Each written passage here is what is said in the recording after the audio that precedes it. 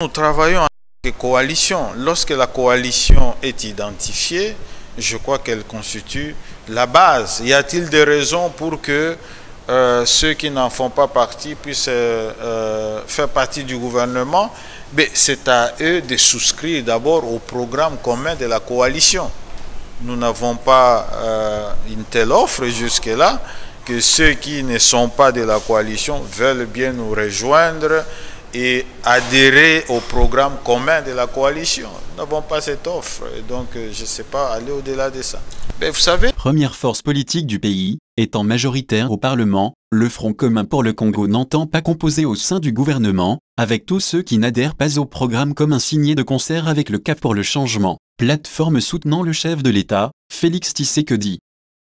C'est en effet ce qu'a indiqué le week-end dernier devant la presse congolaise, le professeur Néhémie Mouilania Wilonja, coordonnateur du FCC, au sortir d'un atelier de mise à niveau de communicateurs de cette méga plateforme politique.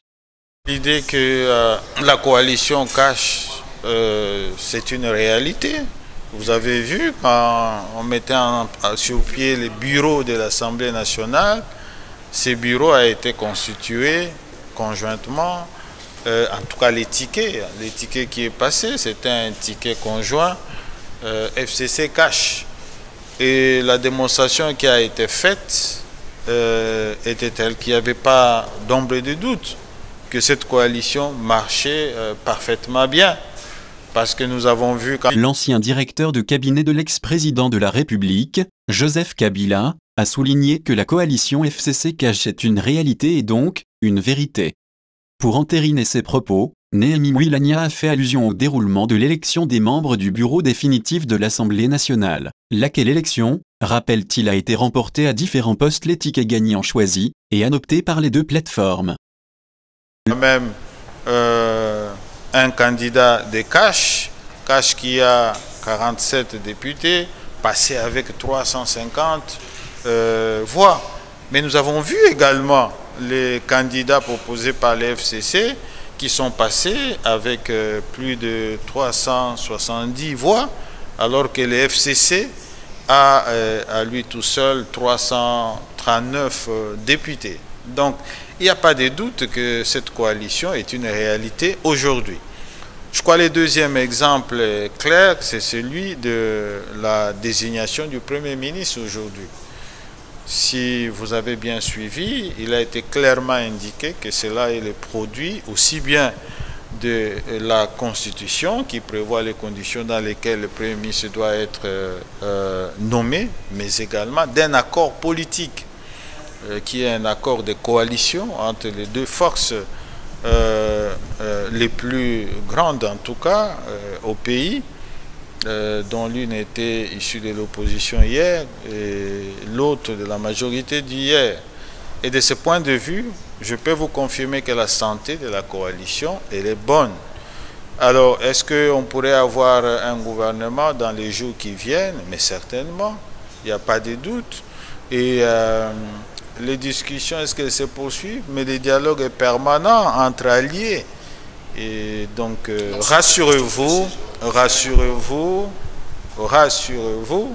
que ces dialogues-là, ils se poursuivent avec pour objectif de doter le pays le plus rapidement possible d'un gouvernement.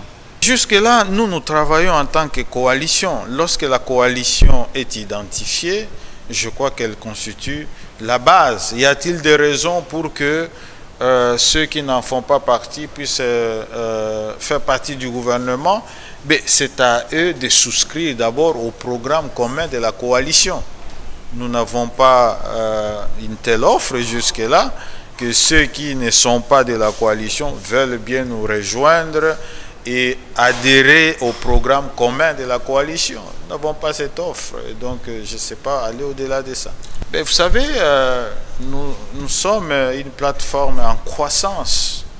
Nous ne sommes nés qu'il y a une année, 6 mois, je crois. Et je vous ai dit que nous essayons de bâtir cet édifice brique sur brique. Et à un certain moment, il faut savoir s'arrêter, faire une évaluation courageuse. reconnaître même des failles, pourquoi pas, et avant de se relancer.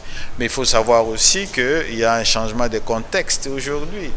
Nous avons évolué hier dans un contexte où nous avions la direction du pays, et une majorité qui occupait la direction de toutes les institutions nationales.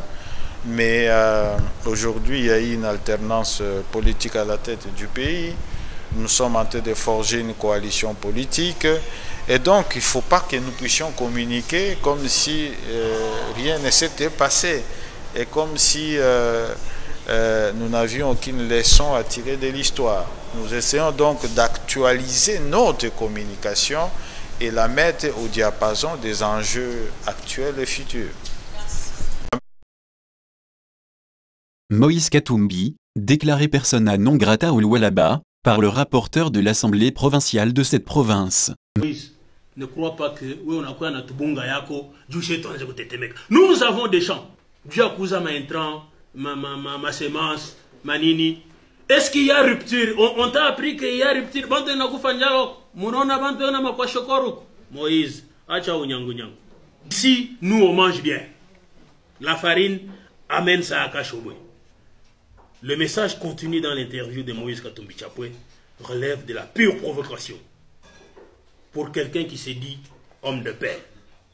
Vous comprenez à travers Kusema Kwake, quand il dit moi je pensais qu'à pas mitarudia, mitakutanisha, to ma province.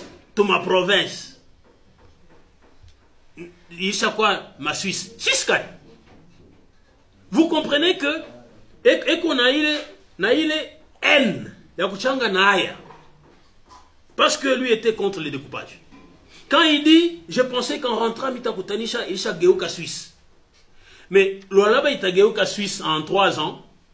Pendant que le Lubumbashi a Igeuke Johannesburg en 8 ans. Mais est-ce qu'il y a un raisonnement cartésien?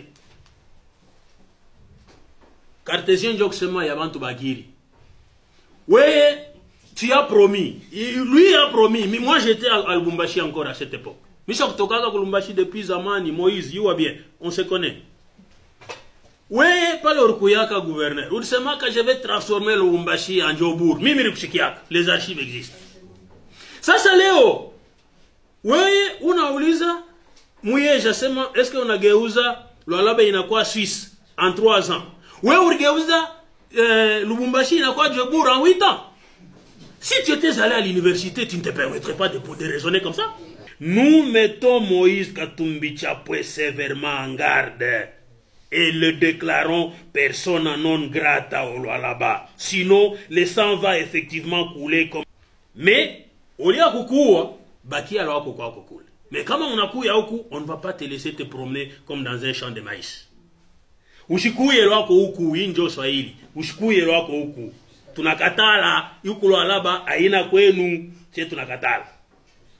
Njoile, unashikaka mu français banasemaka persona non grata. Kamba na kwamba c'est persona non grata, njo sen ushikuye huko atukutake. Ici je parle en français facile. Sinon, si on veut nous obliger à faire la guerre, on peut poser la question à Mobutu, il en sait quelque chose. Monsieur de la presse, je vous remercie de m'avoir écouté. Ailleurs, les nouvelles nominations au sein de la plateforme Lamouka alimentent le contenu de la presse. En sa qualité de coordonnateur de la plateforme Lamouka, Moïse Katumbi a restructuré lundi 27 mai cette plateforme politique. On note de sa nomination que le député national Chérubin Okende devient porte-parole de Lamouka, Georgette Bibi assumera les fonctions de secrétaire technique. Le député provincial Valentin Gerango est nommé conseiller chargé de l'émergence de l'état de droit, la bonne gouvernance et la lutte contre la corruption. Aussitôt après l'annonce de cette restructuration, des réactions ont été enregistrées du côté des radicaux de Lamouka, qui accusent Moïse Katumbi des velléités de privatisation de ce regroupement politique, et de neutralisation de ses anciens compagnons de lutte. Pour Steve Kivuata, conseiller d'Adolphe Mouzito, l'ancien gouverneur de l'ex-province du Katanga a opéré un passage en force en violation de l'esprit et de la lettre de la convention portant création de Lamouka. L'on se demande si ces nominations feront l'unanimité au sein de cette famille politique. Les leaders de cette coalition avaient opté pour un présidium où chaque leader devra gérer la plateforme pour un mandat de 3 mois. Selon la convention de Lamouka, Moïse Katumbi, qui dirige cette coalition politique pour une durée de 3 mois, en est également le porte-parole, et la représente auprès des tiers. Il doit être assisté également par la cellule politique de la Mouka, composée de délégués des membres du présidium de cette plateforme. Préparatifs des funérailles d'Étienne Tshisekedi. Étienne Tshisekedi décédé le 1er février 2017 à Bruxelles. Les travaux s'accélèrent au stade des Martyrs, lieu des hommages populaires et officiels de l'ancien président de l'UDPS. La structure métallique devant porter le podium est en train d'être montée, la lumière, le décor, le tapis et tous les autres dispositifs se mettent en place. Un service ad hoc d'accréditation des journalistes internationaux et nationaux est installé depuis lundi 27 mai soir. Les organisateurs seront prêts à temps vers l'Amsolé, où un mausolée est érigé en la mémoire du sphinx de Limété. Les responsables des services de sécurité viennent inspecter le lieu où sera enterré Étienne Tshisekedi. L'archevêque métropolitain de Kinshasa, Monseigneur Fridolin Ambongo officiera la messe le jour des obsèques de l'opposant Étienne Tshisekedi, samedi prochain au stade des Martyrs. Du côté des artistes congolais, Werason, Biliabel, Redi Amissi, Bozi Boziana, Karmapa et Manda Chante ont enregistré le lundi 27 mai un spot vidéo, appelant la population à participer en grand nombre à ces funérailles.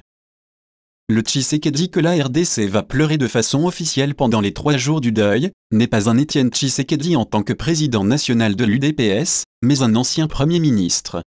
Cela s'entend, tous les officiels actifs ou passifs de la RD Congo se trouvent en droit légitime de rendre un dernier hommage à cette grande figure de la classe politique zaïro-congolaise.